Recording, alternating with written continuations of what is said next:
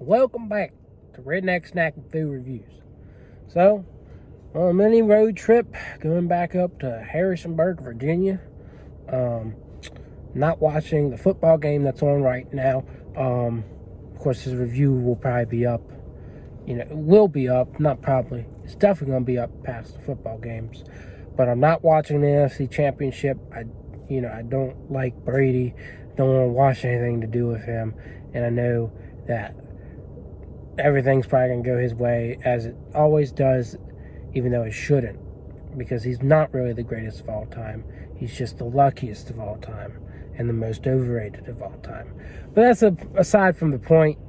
Just had to get that off my chest.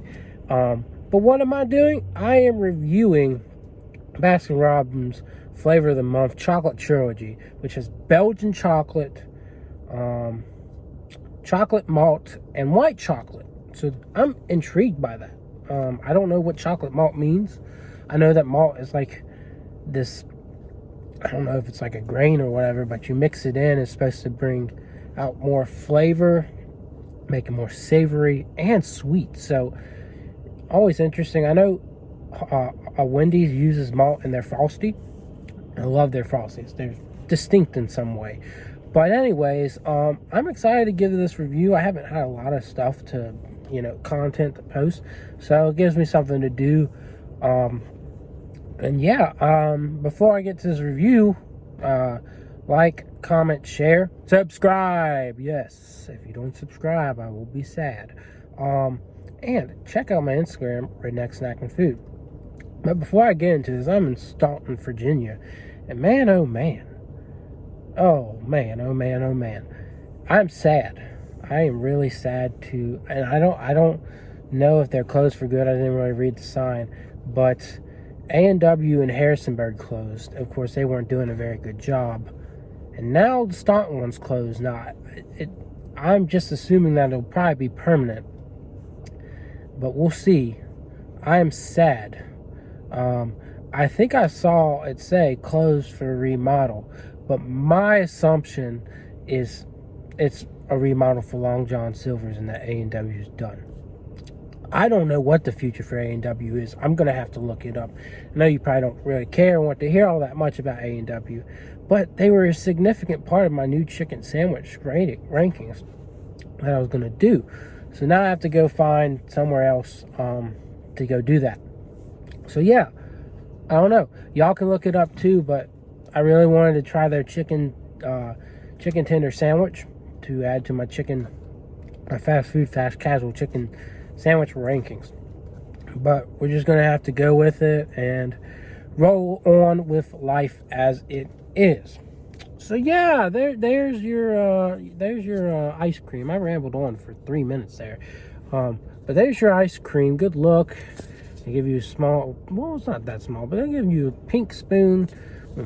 If you get in a cup, blue cup, good colors for Baskin Robbins. See, they're blue and pink. But anyways, Dunkin' still doesn't, this is a joint Dunkin' and Baskin Robbins. Dunkin' still doesn't have their red velvet or pink velvet latte out just yet, but we will see.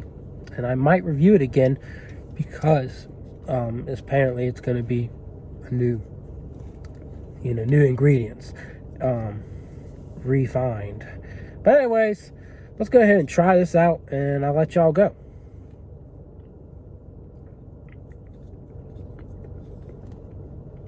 Okay, so the malt is the most distinct in that first bite. That second bite, I could taste Belgian. That third bite, I tried to get white chocolate in there, and yet again. So each flavor is pretty strong.